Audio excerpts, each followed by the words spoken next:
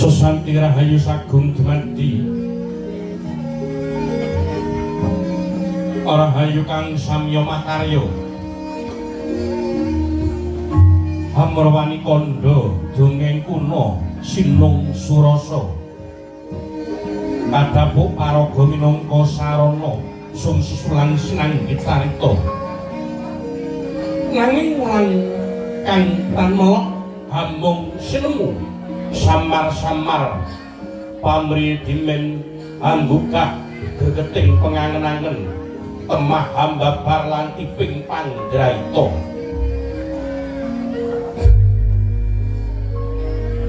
mongko caraka budaya ambudi luhuring susila nulat gesanging jalma ingkang ing mangking jaman purwa ala becik jalwestri wis cinakup saking carita ingkang prayoga tinulada ingkang ala ayu katenta kaya jalma Ngilokaca uruhing diri rasa rumangsa ngrumangsani ya ing kono sejatine nonton layang purwa kelire glelar ibarat jagat binabar layar ginulung tondo ukuting lakon minangka bukaning carita inggih paugenaring pertapan kembang sore pranyata pasiten loh kinembong ijeming gegodhongan sinela kembang-kembang gegolongan mancawarni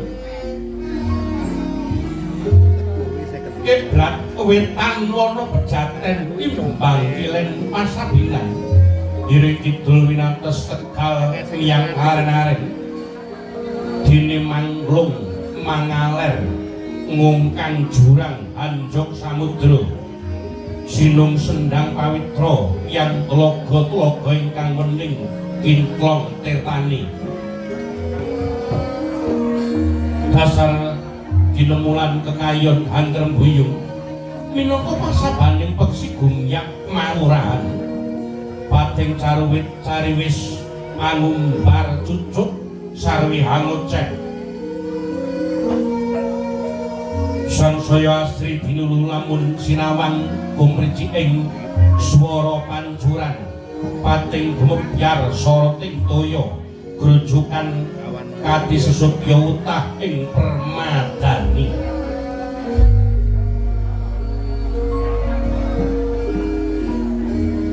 kadu ing paningal parigaga agaring pasabinan Palawija gumlaring pategalan Temahakarya sing seming kang samya unima samirana sumilir weh Prabowo ayem tentrem sagung dumadi sinambung sabawaning kumbang ambrengengen ngisep sarining puspita dadi asri jroning padukuhan ing kembang sore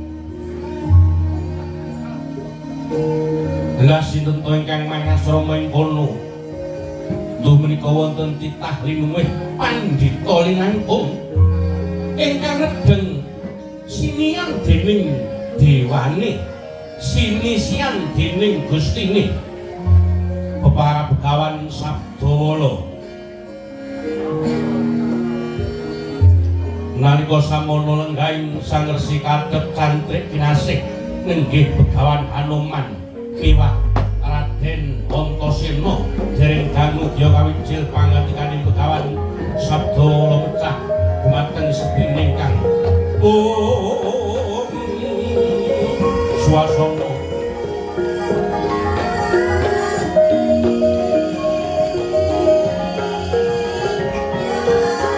Trisan Mahaya disawusing sementi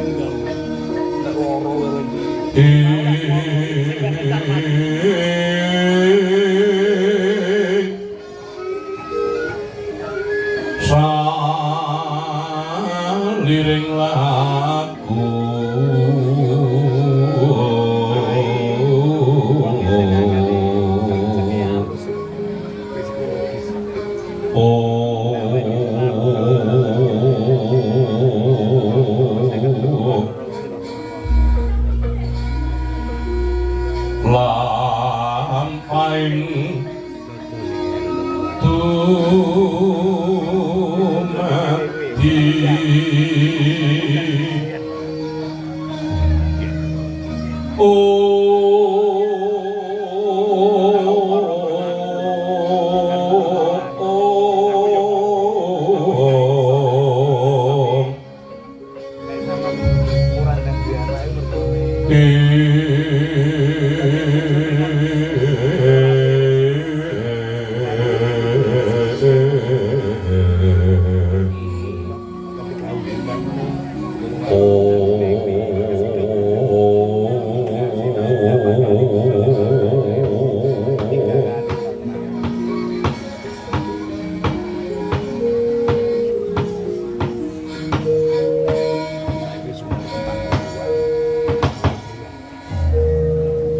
kanthi nyebut asmaning Gusti ingkang nyipta jagat ingkang maha murah miwah maha asih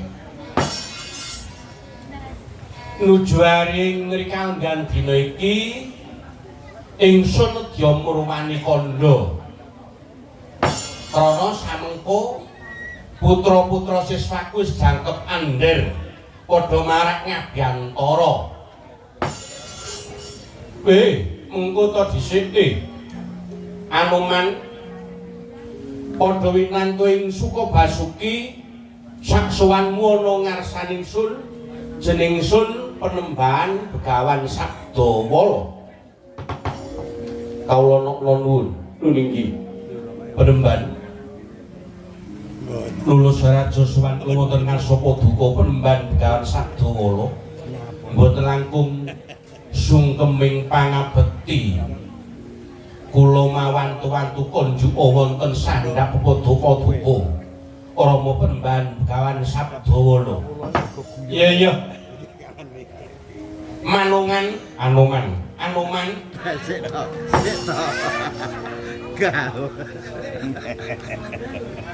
jeneng sira ngaturake pangabekti marang jeneng ingsun wis ndak tampa akarya suka bombong tias ingsun nadyanto saklumpahing bumi sakuruping langit wong-wong ing jagat raya iki mesine padha ringa yen to jeneng sira iku sejatine uga mujudake sawijining pendhita ingkang mangasrama ning pertapan Kendali Sada.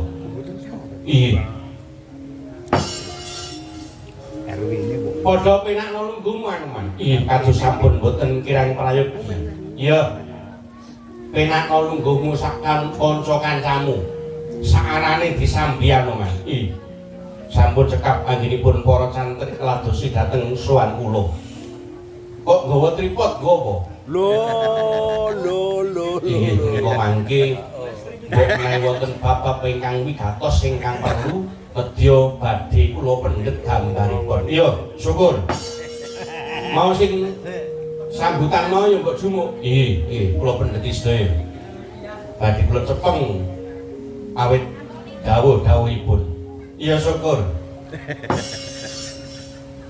Iki muridku sing banget ndak tresnani ya kepareng sowan. Nadyan bongol omongane rada atos ngalor ngidul ning kowe tak anggap suhu ning ngene. Penjene Antasena padha bagya sapraptamu muridku wong bagus wong Sagala Antasena. Iya Mbah. Lulus Raharja sowanku ana ngarsa panjenengan Simbah Resi Sabdawala ora liwat bahasaku katur Mbah. Iya, bahasamu ndak tampani najan ketok kau dosa ngaku ning kowe kuwi kok nyegeri kok Antasena. Najan kowe iki seneng guyu ning kowe iki nek anggrene wong teka kira-kira awake rada lara ngono didumuk, angger mbok dumuk mesti mari. Kowe iki pancen suhu kok. Ketoke wong sembranan ning kowe iki pancen wong sing linuwih. Iya. Ngaturaken ing panuwun. Penak nulunggumu Antasena. Ora kurang penak Mbah, wis penak banget ning Sorwit Pelem. Nggih. Dasare ning pinggir ipal. Dadi engko kira-kira nek luwe ya wis mancing kono golek iwak ning kono. Iwak wis diracun karo Mas Tarjo, ora usah golek. Dolanan-dolanan Wis entek. Oh, wis entek. Ning wingi tak ingoni meneh lele. 3 kilo. Nah, wis nek arep mancing monggo. Wae. Ya Mbah ora kurang prayoga. Sawise padha satata lenggah saiki ndak dangu ndak takoni. Menggah apa wigatine padha kepareng marang Ngabyantara. Mongko ing rikalunggan dina iki jeneng ingsun Begawan Sabdawala. Dudu wancine jeneng ingsun medharake bab kawruh wigati. Nanging kena apa Antasena munggahe marang Anoman kepareng padha marang Ngabyantara. Andreng kang puspita arum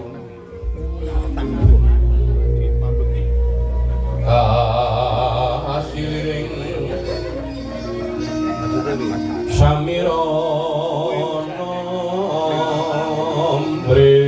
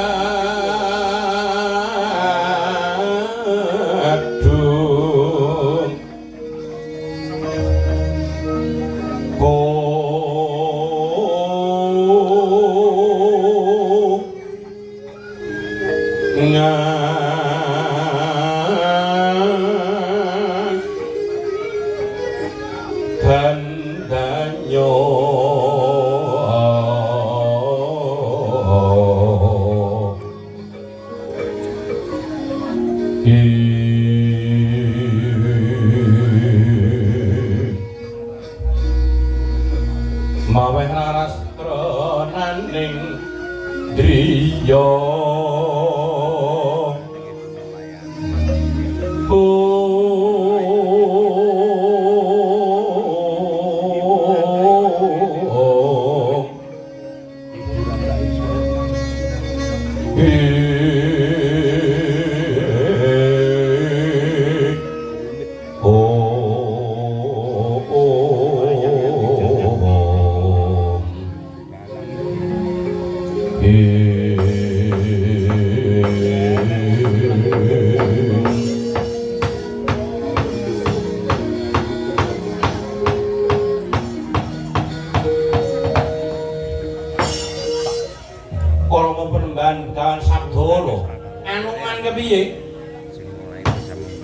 menggah sowan kula wonten ngarsa Paduka Rama Penemban Sabdawala nadyan sampun sawetawis wanci anggen kula dedhepok nderek mesanggrah wonten ing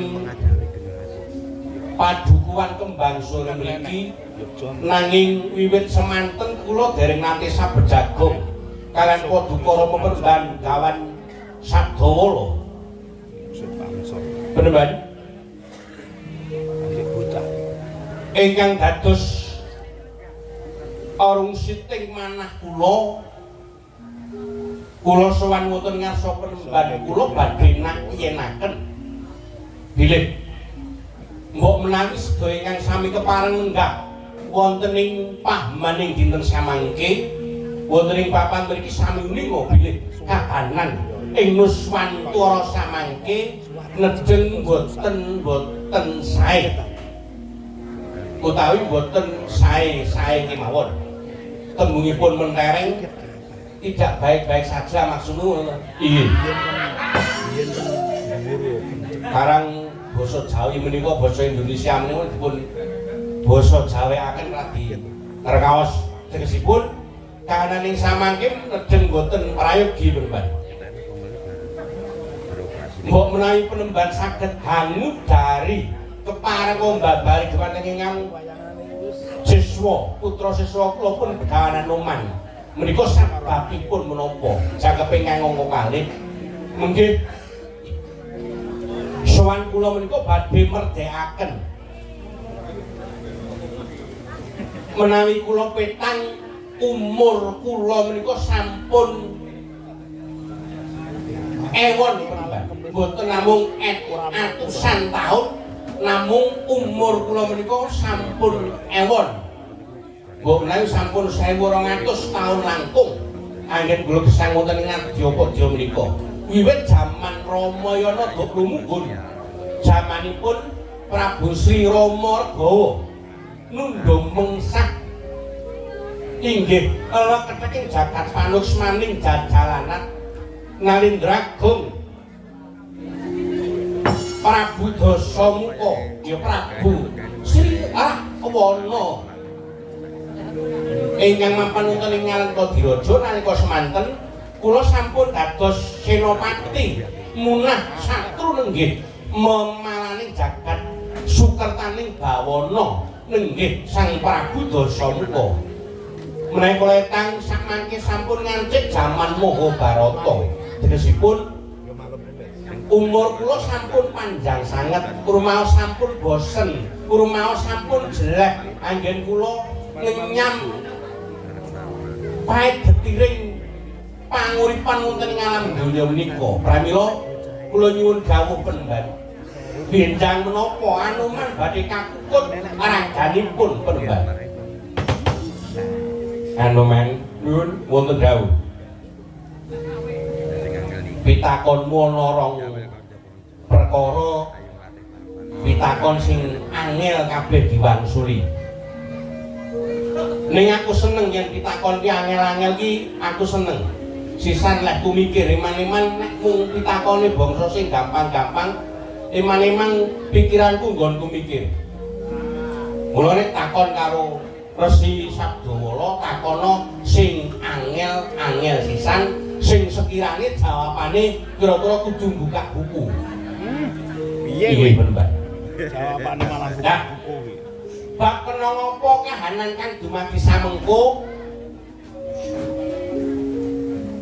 Kena ngopo samengko kahanan kang dumadi ning alam donya ana ing Nuswantara iki dumadi kaya mangkene. Dumadi pagebluk mayangkara esuk padha lara sore tumekaning pati kosok baline. Sore lara esuk tumekaning pati. Sabab babare kahanan kuwi sabab dumadi saka telung perkara. Siji, awit saka rusaking lingkungan. Anoman disebabake saka manungsa wis ora tabringgula mentah alam Anoman. Satemah segara dijemberi, diregeti, bumi keduk tetambangane tanpa mawi pitung. Alas-alas padha digunduli bareng kesabarane alam wis entek manungsa diwales rana bendu.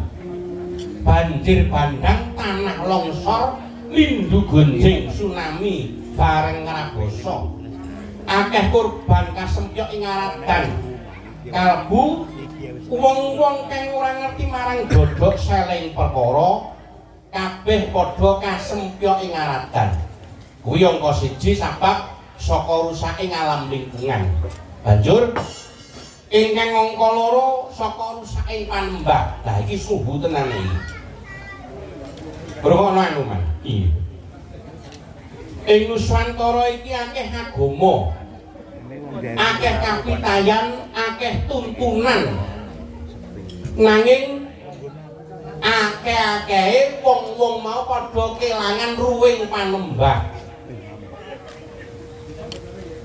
Akeh sing padha kusuk marang panembahe nggayuh sujuning lahir batin. Nanging padha kebablasen, padha semuci suci. Malah kepara ana sing aku dadi nabi, malah ana sing aku dadi wong sing linuwih. Nah, wong sing semuci suci ku mau uga nyababake rusaking alam samengko.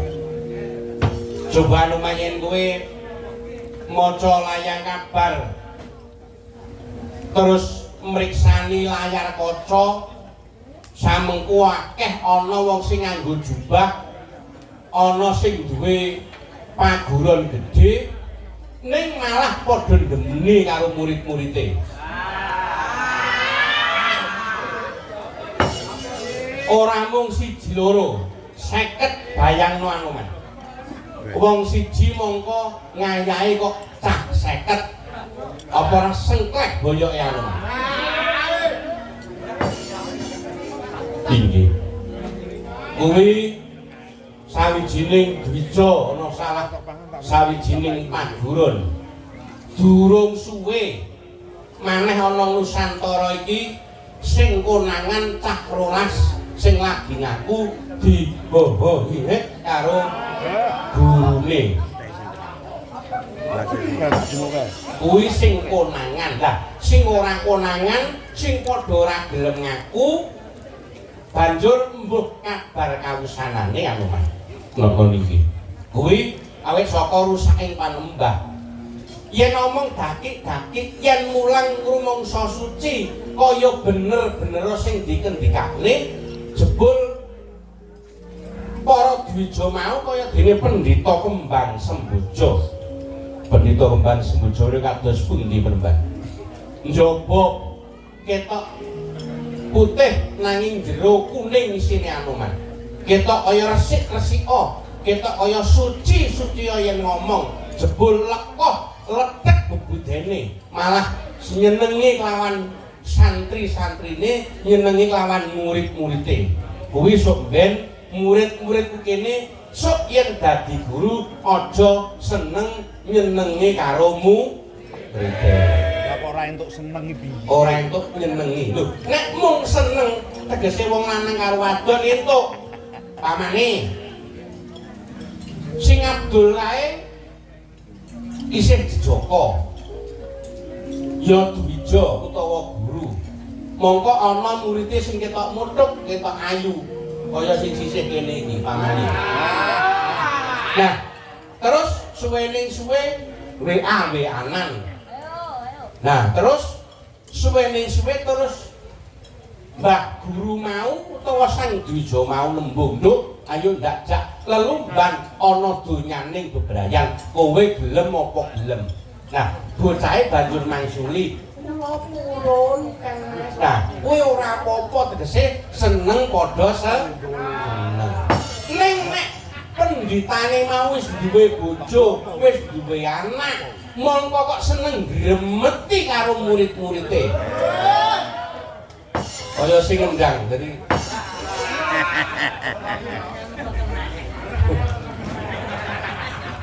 aja nganti dumadi kaya mangkono. Banjur yang nomor 3 awit saka rusaking budaya. Nah, Anoman tak kandhani. Ing bumi Nuswantara iki biyen duwe adat gotong royong. Tulung tinulung lelandhesan kang sinebut Bhinneka Tunggal Ika. Nadyan beda-beda nanging tetep sawiji, yaiku kang dadi panutan. Nadyan beda agama, beda keyakinan, nanging tetep manembah ana ngersane Gusti ingkang nyipta jagat. Mula biyen tepa slira sopan santun unggah-ungguh ditengenke banget Anoman. Mula biyen zaman biyen kuwi eneng wong lungguh ning buk utawa ning kretek mongko ana wong liwat mesti dadak nganggo nuwun sewu. Tuh, nuwun sewu nderek langkung. Kuwi tata kramane wong-wong biyen. Ya wong saiki sing isih nyekel lawan unggah-ungguh kaya mangkono Anoman. Ning murid-muridku ki rada beda. Muridku ki duwe kanca saka luar negeri. Dupeh ora iso basa Jawa, terus lagi jagungan kae ngono. Kirike liwat. Terus bareng wong luar negeri mau liwat ning ngarepe malah nyemoni karo sing ngrasani. Nuwun sewu kirikipun derek langkung ora coba. Apa ora ngini sini kaya mangkono kuwi. Der lho Anoman.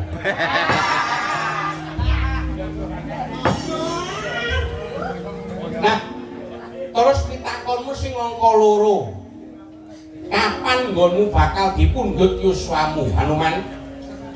Dadi wong urip kok aja seneng gege mangsa. Sedenge wong lara wae digolekne tamba, sedenge wong sing lagi nandhang sakit wae digawa marang panti usada. Tegese digolekne tamba supaya uripe bisa dawa, bisa manembah ana ngersane Gusti Kang nyipta jagat. Ning ya gene ing rikangguan dina iki Anoman malah takon marang Resi Sabdawala, kapan dewa utawa Gusti nggone ngukut marang ragamu, marang uripmu. Kuwi mono ora kena Anoman. Gusti ora ngeparengake wong kang gege mangsa durung titiwancine mongko kowe bakal njaluk mati. 5 perkara kang menungsa ora ngawruhi, 1 pesthi, 2 jodho, 3 wahyu, 4 pangkat, 5 donya. Amung Gusti ingkang kagungan Anoman. Kawula nuwun inggih Rama Penemban. Mrentala mekaten dados ngantos benjang kapan malih anggen kula gesang wonten ngalam donya menika. Aku dudu Gusti, aku dudu Gusti Allah.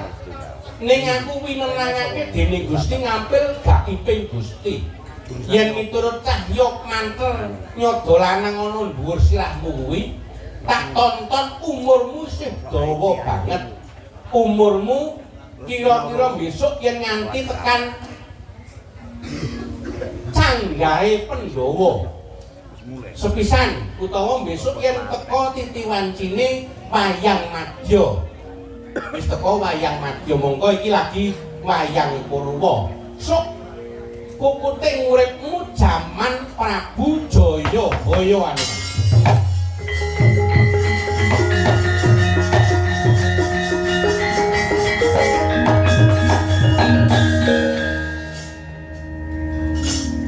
Aduh Penemban. Tasih panjang sanget lampan ingkang kedah kula tindakan akan wonten ngalam donya menika Penemban. Iya.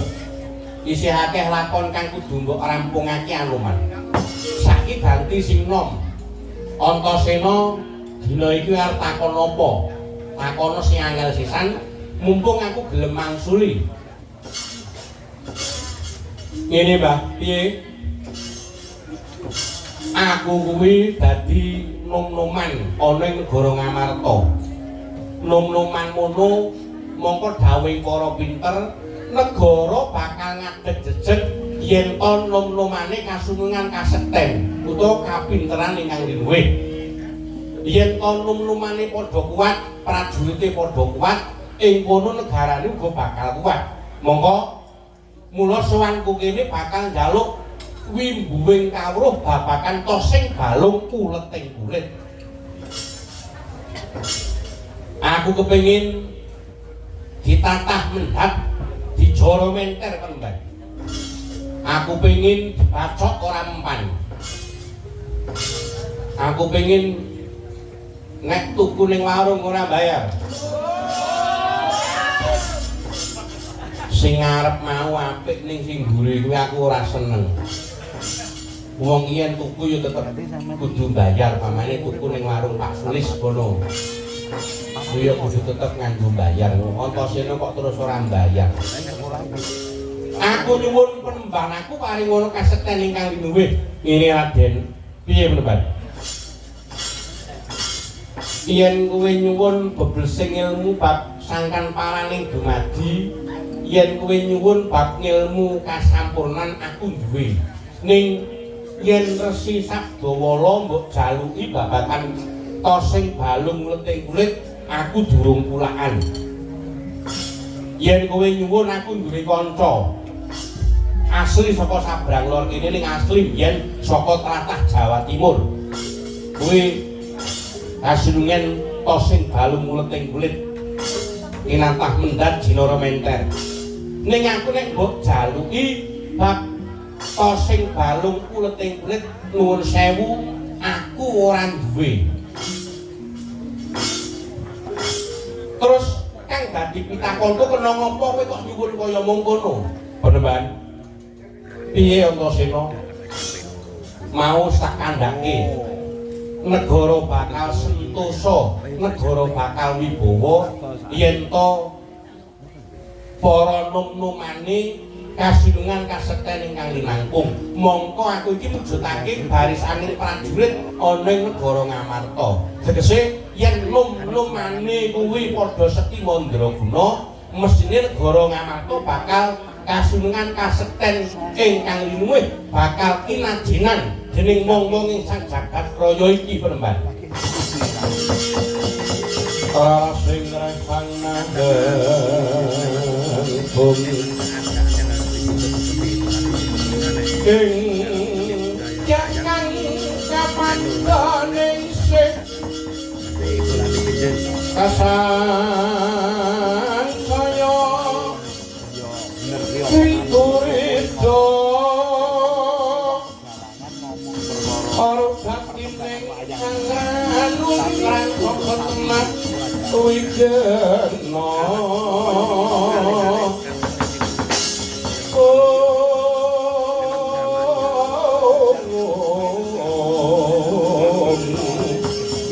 Inupito ing matahari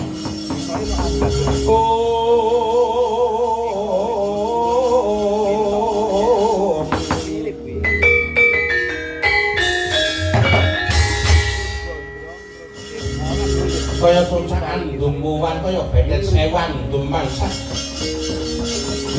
panyan dikani ngersi sabdawala piwak para putra kekalih para putra siswa nggih Hanoman piwak Raden Antasena Sasaru gegering gawe bengok-bengok munggah wonten madaning patrabakan nenggih nata Mandura Prabu Baladewa derekaken nggih patih pagutaken tinak ingkang sampun leleng biro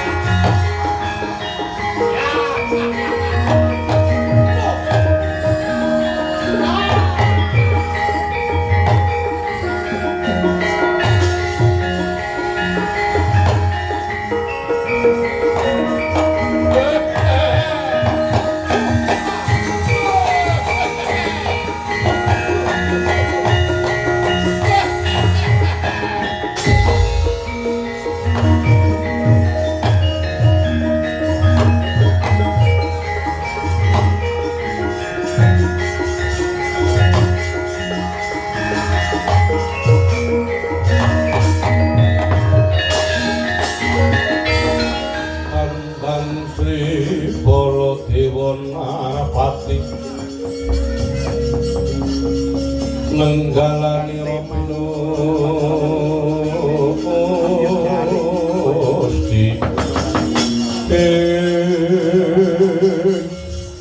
Pragoto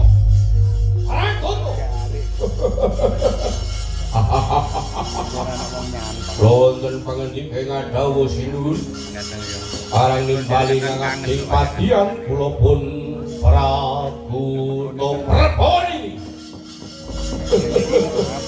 Gusti kula perbon nembe mikir Mas Bahlil bagus. Aja belawanan Prabu. Prabu to.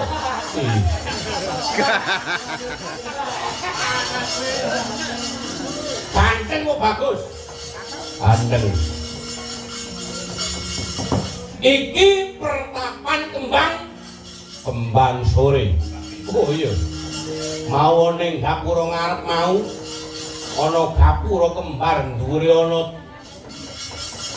kayu tulisane per POR per PATPAN pan pertasian pertapan pertapan kembang sore.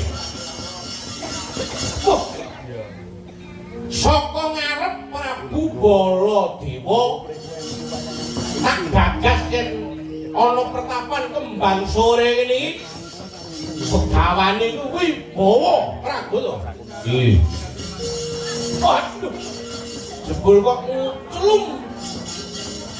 Nguclum menika menapa? Nguclum kuwi alum. Wah. Gawan ora porem blas. Hei, Pak. Kowe so.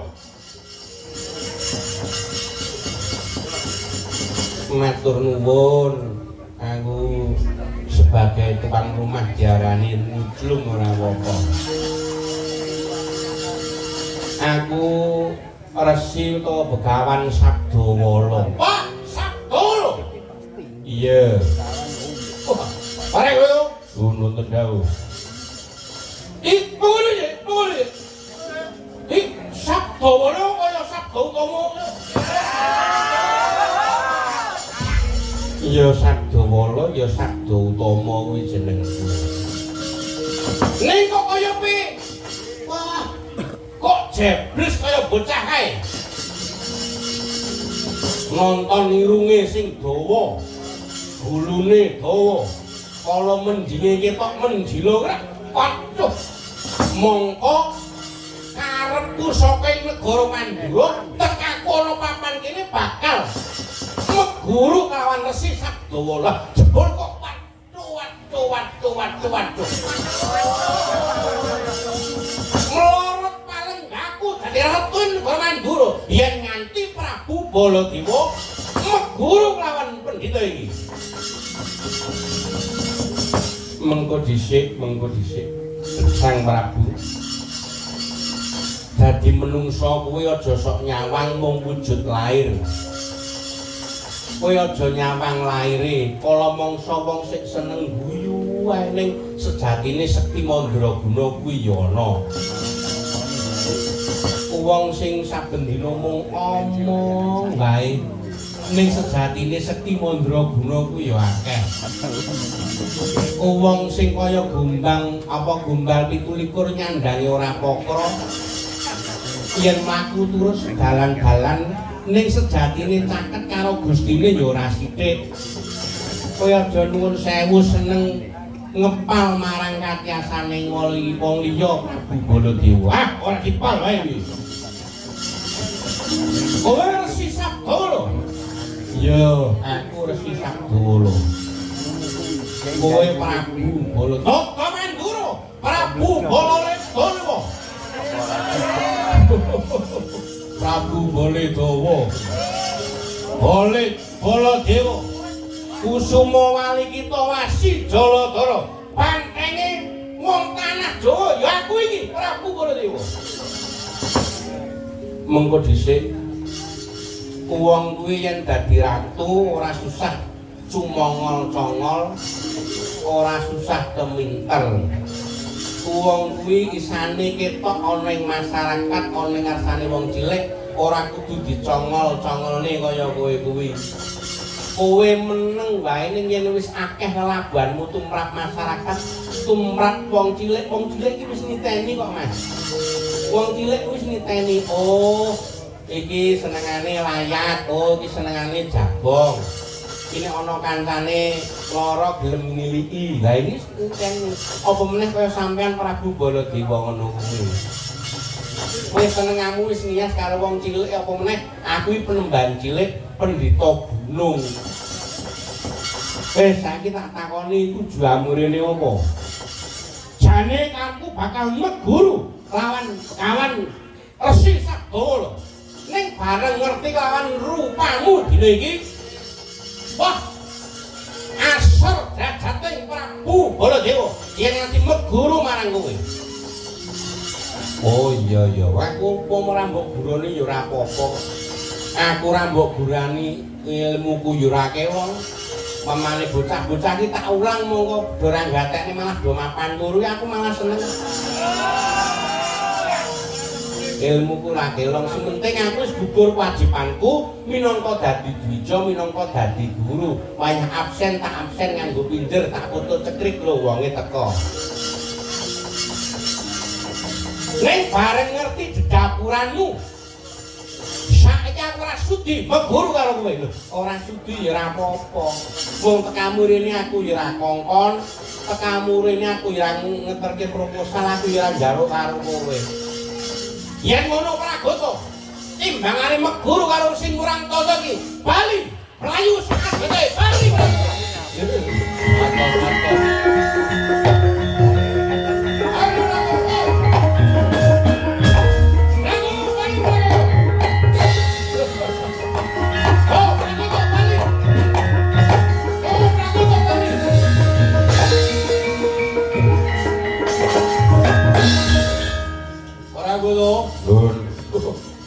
Oh, mlayune wis adoh Pragoto.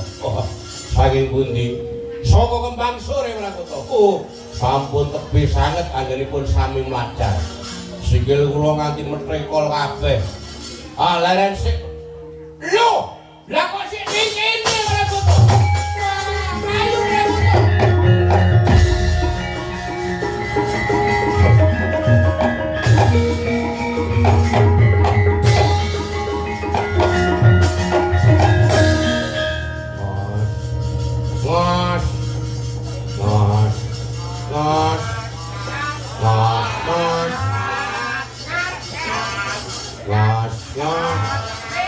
Aduh, ambekan kula ngantos meh pedhot. Aduh, Pragoto. Aku ki mbiyen tau dadi resi. Keparak Resi Daladara. Lah kok iki diwirang-wirangne rumangsaku mlayu kuwi sadoh. Lah kok malah panggahne Kembang Sore Pragoto. Yen iki wis sadoh tenan. Nggih, pun sepi. Lho. Ora. Goto. Lho. Sawangen mburimu iki. Lho, lho. Waduh.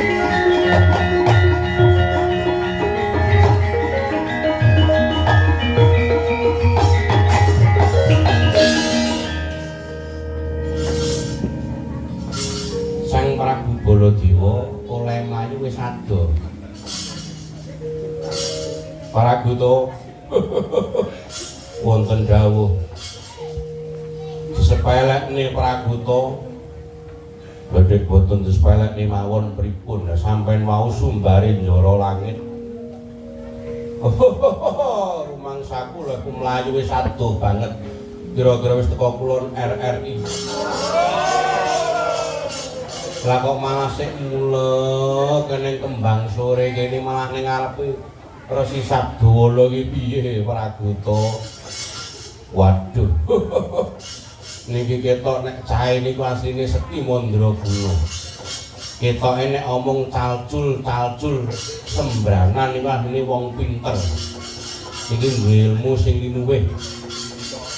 Niku duwe ilmu kebatinan sing luar biasa niku.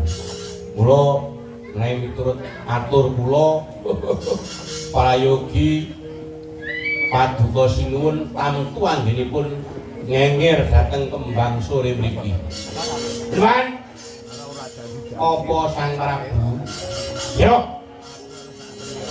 aku ngakoni marang kasektenmu, Prabu Baladewa ngakoni marang kasektene Resi Sabdawa. Kowe ngakoni marang kasektene Resi Sabdawa. Iya. Yen wis ngakoni banjur kepiye? Aku nun dadi muridmu. Iya, tak aku dadi muridku. Sun, Syukur piye? Aku dadi muridmu. Ning aku tak takon Sang Prabu, kowe kuwi apa? Aku ki ratu, aku ki wong, aku ki ratu ning negara Mandura. Kowe biyen wis tau dadi bocah apa durung? Wis tau. Aku saiki wis gerang.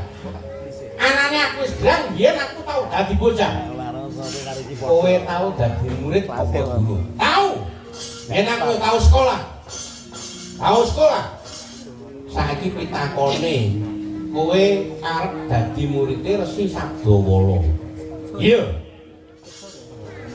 Yen kowe arep dadi muridé Resi Sabdawala, apa ana jamak lumrahe murid kok ngadeg ngayer-ayer tur tangane nganggo malang kerik kaya kowe kuwi. Pragoto. Kula Iye Pragoto pun dudukne mawon lho. Dudukne mawon lho. Isin Pragoto lho. Murid kok isin. Oh aku ratu.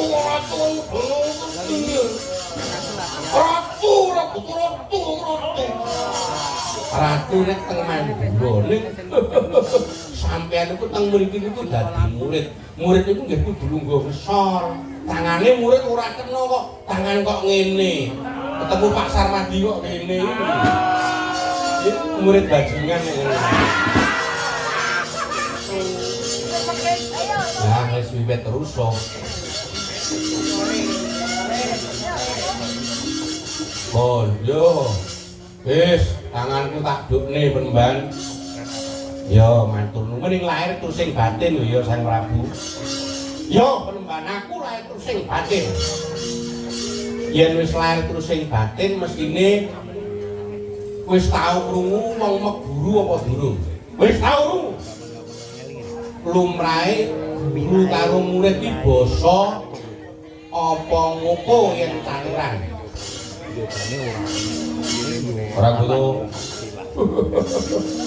Dawuh. Aku kon basa Pragoto. Aku ratu kowe Pragoto, aku nek negara Mandura sembah-sembah wong sak negara kabeh padha basa karo aku. Aku wenang lempak munbunane wong sak negara. Pun. Jenenge Prabu Baladewa gampang cugetan, gampang misukan itu. Prabu Baladewa. Nek pancen kowe arep meguru kawan Resi Sabdawala, kowe kudu basa. Basa kuwi ngedohi pandu. Sago. Piye Pragoto? Kowe pun diladeni mawon jenenge murid. Ora iso. Rumangsa wirang Prabu Baladewa. Kok nganti meguru karo wong sirupane memang kene. Pragoto. Wonten dawuh. Tak cobane. Coba kados pundi? Yen pancen pendhita iki Sekti Mandraguna angkuko saguh nyembah sesedokan ana ngersane Resi Sabdawala. Saranane yen kuwi nadhae nenggala tak loloe nenggala mati kowe.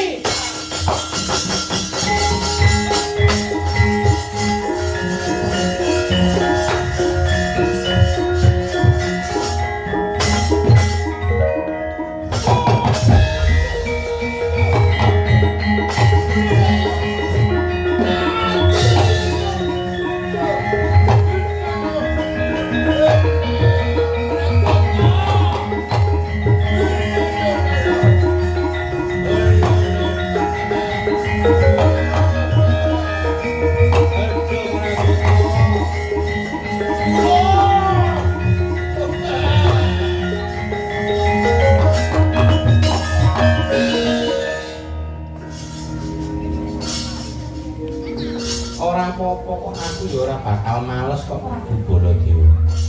Aku ngerti kowe duwe kasekten, duwe pusaka sing jenenge Kyai Nenggala. Ya tak buka dadaku. Ora apa-apa. Wong yen tulus ikhlas ngabdi marang wong cilik, aku ki mbabar kawruh ning madya padha iki ben wong-wong sing bengkong lakune iso dadi jejeg. Mongko kok kowe bakal merjaya kelawan Resi Sabdawala. Lumpuh dina iki kowe. Aduh, Pragoto aku lumpuh Pragoto. murid ya. Mboten namung paduka kula nggih lumpuh. Kuwi bocahe ya lumpuh ora. Tapi nek umur 50 Lawa. ngono ya dikira. Wis sing lumpuh ngesor kok dhuwur. Kula dhuwur. Aku ngesor. Lho nek konangan Mbak Ibu Merawati nek ketok sing lumpuh ngesor terus nek pas ingin piye Pragoto. Wong wis lumpuh kaya isih banyol. Iki kula sagah dadi murid paduka. Ayo mari mari.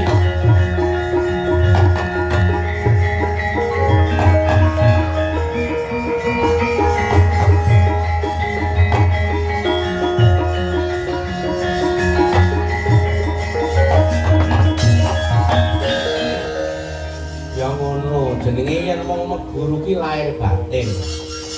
Siswa ki dikongkon gurune yen dikongkon ngalor-ngalor, dikongkon ngidul-ngidul. Lair terus sing batin. Aku nek karo guruku ya ngono. Dikongkon apa wae. Dikongkon golek sing durung kaluran panggonane aku ya mangkat. Murid karo guru kuwi prasasat nadan dikongkon mlebu lenging semut utawa ambyur segara geni bakal dilakoni. Nggih, Penemban. Kula sagah nindakaken meneh dados sedaya perintah paduka Penemban. Ya. Yen kaya mangkono kowe gabung dadi murid ana ing Kembang Sore kene. Tamune sing akeh mundura saka sawetara.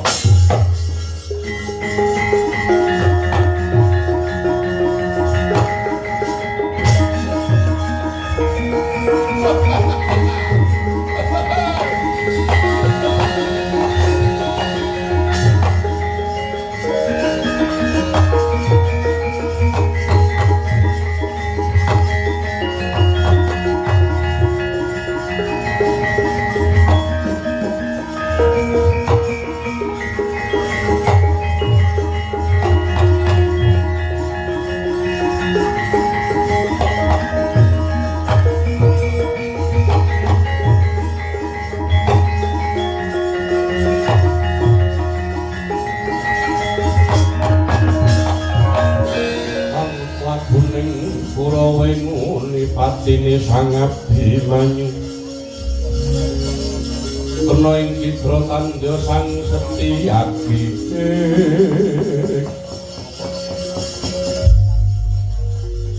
layak to layak prenjake ganter umune pitike padha tarung jebul akeh sing arep nyalang karo Resi Sabdalaga.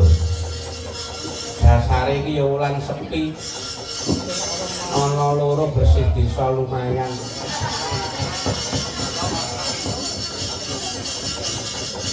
Iki sapa iki? Penemban. Ditepungke wayah Warangkanata saka negara Ngastina. Pangkatku patih aku wong nomor 2 sak negara Ngastina. Aranku Patih Harya Sengkuni. Oh, Patih Harya Sengkuni. Iya, Penemban. Apa bener iki sing disebut Resi Sabdalaga? Iya. Aku wong-wong sing mastani lawan aku Resi Sabdalaga. Mburi kae sapa? Iki ya Warangkanata ning negara Ngastina. Aku Raden Karatomarma juru tulis ing negara Ngastina. Oh, Carik. Iya. Carik utawa yen cara nggonku sekdes sekretaris desa. Iki ganjane iki negara ya sekretaris negara. Iya. Raden Patih Harya Sengkuni ana mari gawe apa? Sliramu tumeka ning Kembang Sore kene Raden Patih. Iya, Penemban. Nuwun sewu tekaku ana kene ora bakal mengguru lawan sampeyan. nanging tekaku ana papan kene mundi dawuh saka ngersane anak Prabu Duryudana. Prabu Duryudana kuwi sapa? Prabu Duryudana kuwi ratu ana negara Ngastina ya sesembahanku, ya sesembahane wong negara Ngastina. Lho, banjur karepe apa? Disawang-sawang akeh wong negara Ngastina kang padha kirut, padha larut, padha meguru lawan panjenengan Resi Sabdalaka. Mula miturut dawuhe anak Prabu Duryudana, Resi Sabdalaka nyuwun sewu jengkara saka ing pertapan Kembang Sore kene. Nek perlu kowe bakal diboyong ana negara Ngastina, didadekne pendhita ana kono, bareng-bareng karo Wahni Gondal Sokalima mulang muruk lawan para Kurawa. Tak sawang nadyan kowe dadi pendhita, dadi guru, ning kowe tumpahan yo ajeg truntung kaya ngono. Wis ta, engko nek kowe gelem dadi dwija ning negara Ngastina, dadi guru ana negara Ngastina, engko gajimu tak undhaki 300%. 100 ding, 100%. Turun nganti sak menit wis mundhak, wis medun 200.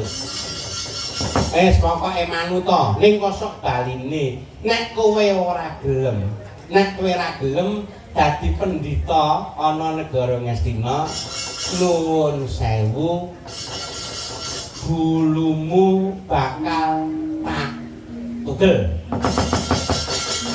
Jagat risang kapiran rinanggul kinempet dampe sosang rekan ning kawono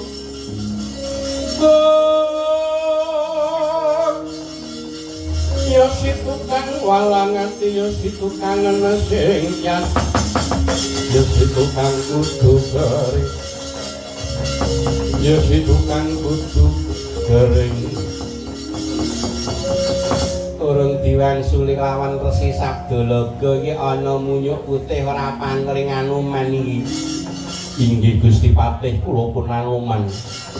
Kowe kang ana kene apa entuk undangan wae. Mboten pancen kula sengadi meguru wonten ing pertapan Kembang Sore mriki. Gusti Patih. Lah kowe iki kewalik idepmu Anoman.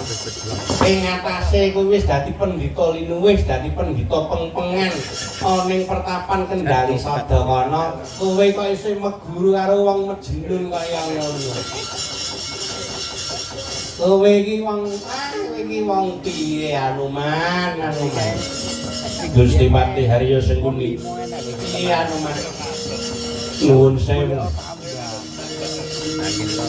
Paduka menika minangka dados papatih wonten Negari Ngastina. Ya kabeh nyekseni. Ingkang naminipun pejabat, ingkang nipun tiyang inggil menika menawi ngendikan sampun paton ngomong ning yen ngomong kudu nganggo paton. Dasarmu apa kowe ngomong ngono kuwi? Paduka pinasran Prabawasisa dening ingkang sinuhun ing Negari Ngastina. Prabu Duryudana menawi sesembahan kula Begawan Sabdawala boten kersa jengkar paduka boyong dhateng Negari Ngastina, paduka kepareng badhe nugel janggalipun, badhe nugel gulunipun. Ya pancen keparayata. Gunane apa wong kunah-kunuh kaya ngono kok disembah-sembah? Gunane apa wong lemar-lemar kaya mangkono kok disunggi-sunggi, dicecep ngilmune? Ora murung kuwi bakal nyebarke ilmu ireng Anoman. Nuwun sewu. Sampun dados tekating manah kula miwah para kadang-kadang meguru dhateng Resi Sabdawala. Sinten kemawon ingkang badhe ngugragu, ingkang badhe ganggu dhateng kahananipun Resi Sabdawala. Mboten Resi Sabdawala ingkang tumandang damel, nanging murid-muridipun. Kowe arep napa nek dadak omong ngono kae?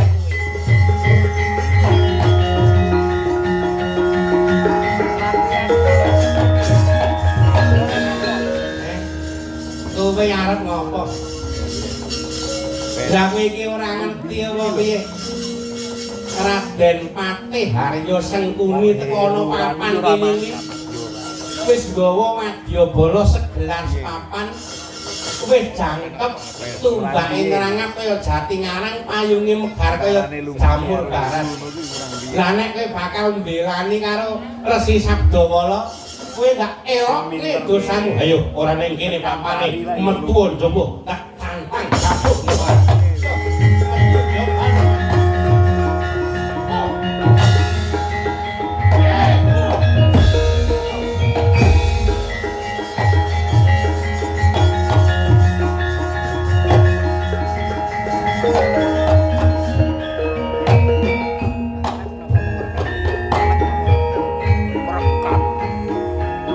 Aku ora pulsa. Aku ora nyangka mau iso. Tarik bola edit.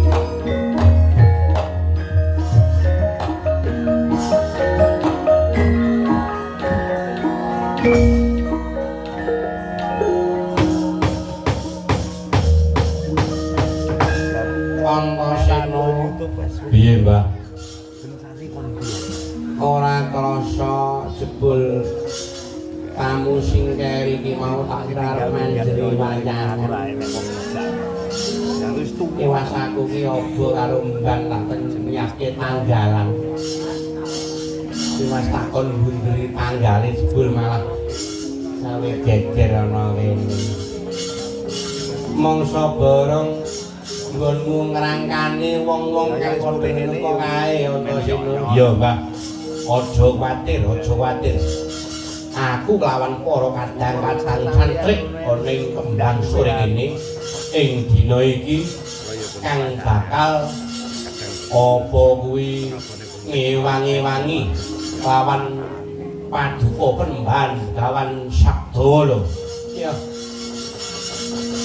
Gandeng iki akeh sing antri para gage, kowe metu luwih dhisik tungkanen laku ning Anoman kae. Kae pasien-pasien sing wis antri rene kae ora ketang loro lebokno luwih dhisik.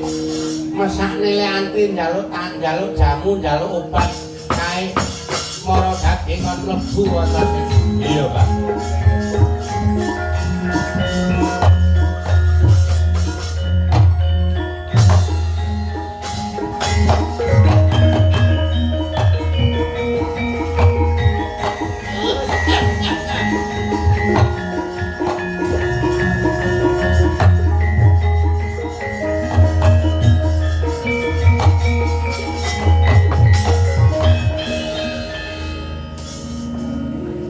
Pasien saka ngendi?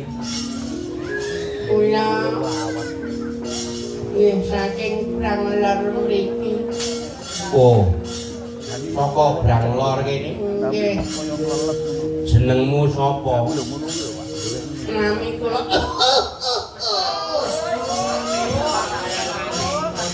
Watukmu ketok wis ora suwe meneh. Nggih. Kowe kula watuk pun 3 taun mboten mari-mari Penemban. Nami kula Agus Sunarto Penemban. Oh. Agus Sunarto. Gaweamu apa?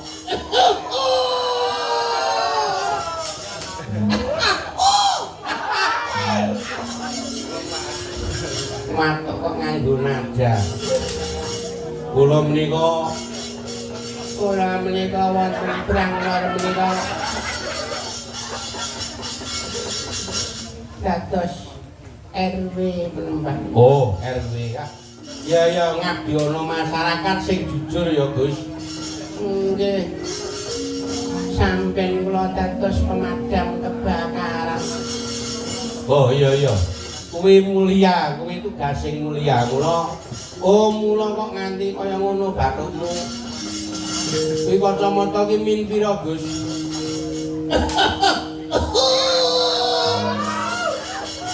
Menika sampun min 50 Penemban. Iya wis ora iso mlaku. sing kiwa menika min 50, sing tengen menika min 60.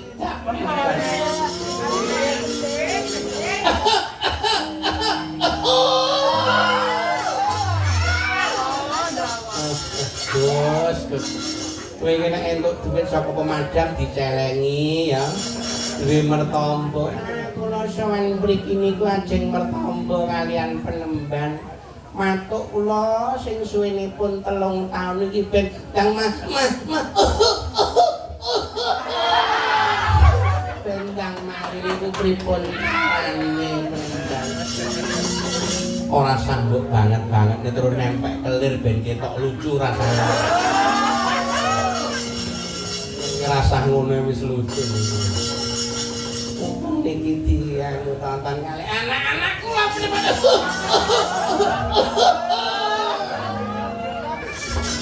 Kene maju rene tak tutuk batukmu bentang mari. Kula penemban. Iki jahe kacang telu. Nggih. Terus kapulaga karo lombok. Niki kenyambung apa? Ya obat kowe iki nek percaya ya kena, ora percaya ya ora apa-apa. Lah kowe milih matuk selama sawas urip mboten pripun.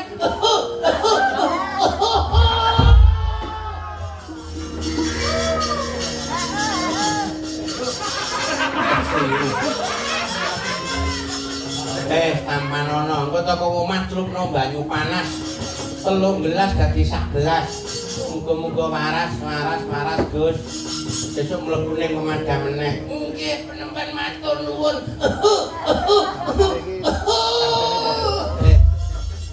Bali. Kok nek kira-kira bojomu keluargamu ya patuk tambanono nganggo kuwi.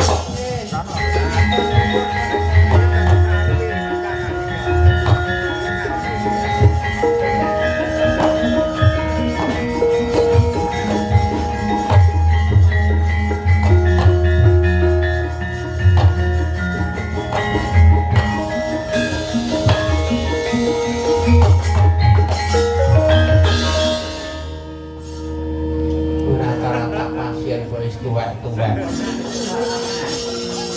Sapa iki? Kula. Rada lemu. Senengamu mangan terus kamu kegeden. Sapa ngendi? Kula saking Ponorogo. Oh, senengamu apa? Kula pengerawit senengan kula ngethuk. Mula kok iramane mbok jedah. Iki wayangan gaya Surakarta kok ketuke Bali. Nono tidak tok tok. Iki ketok Bali ya dun. Lane marai guru kula Pak Teguh nggih ngoten niku. Drimen gurumu. Kowe arep ngopo? Kula menika nembe gayeng kalih pacar kula penemban. Kowe iki wis tuwek ngono kuwi sik wis lagi duwe. Nggih. Urung rabi, derek. Pacarmu lanang apa wedok? Nek teng sekolah niku wedok. Tapi nek bengi dadi lanang penemban. Jenenge sapa? Nek bengi ni Sumiati. Nek awan Sumianto penemban. Oh, wingi aku ketemu sing anu apa kuwi apa kentole ditato gambar capung kuwi. Nggih, ya niku.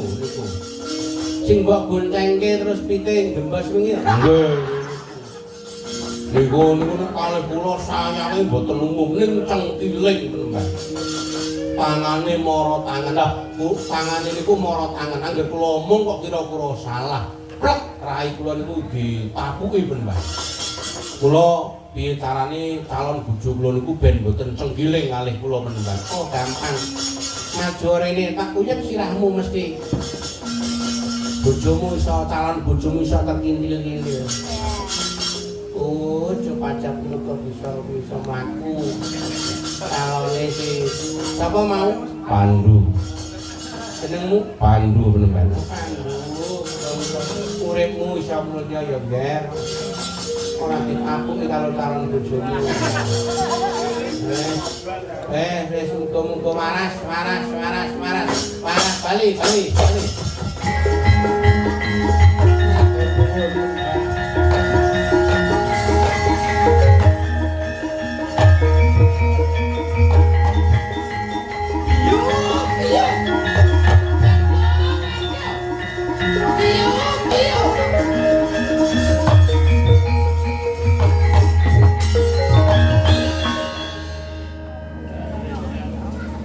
Ketake wong cilik kok ngono aneh gedhe.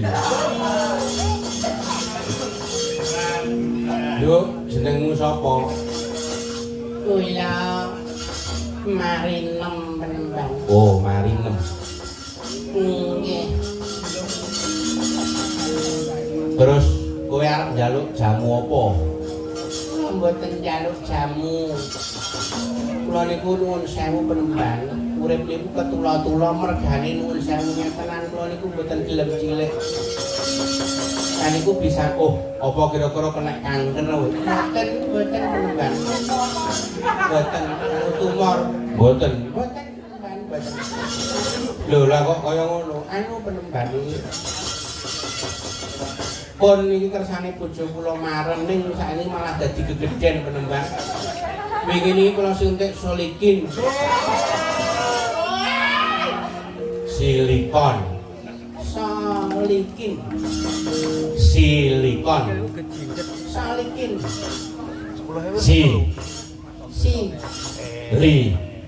Li. Kon. Salikin. Silikon. Mikir wis pokoke dina iki engko wis mulai dadi wis biasa meneh bali-bali. Engko atut runtut karo bojomu meneh. Omongo sing maringi pil mbok ombe ping 3 karo bojomu iku aku, Resi Sabdalaga. Wis kono sing liyane kon leren sik. Praktek hari ini tutup dulu. Buka lagi nanti malam jam 8. Ini sudah waktunya sholat asar. Wis jam 5:30. Wis maghrib. Wis balik sik. Balik sik.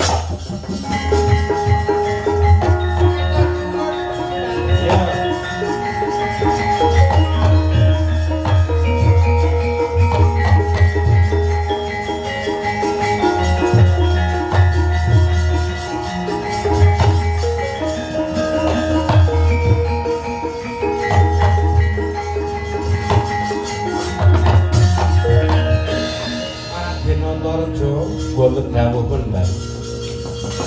Kaya wis paripurna sabdaku dina iki malah kepara kae sing padha Bandayuda kae rampung ana wangi-wangana Sianoman lawan Antasena.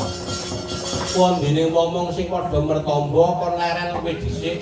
Iki wangine surup surya wangine magrib. Engko nek wis tengah wengi. Engko nek wis jam bar isak kae aku buka meneh. Kandhana sing padha antri kae. Saiki lerem saka sawetara. Nyesaken dawuh Penemban.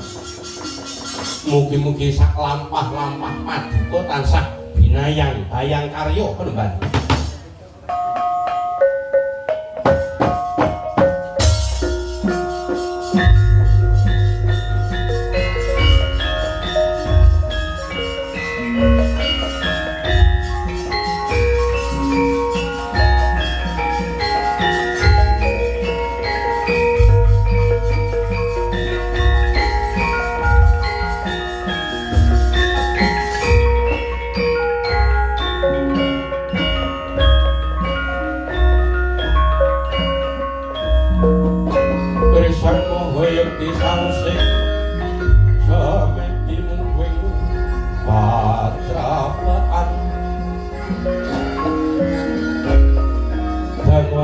ningali wijiling sasongko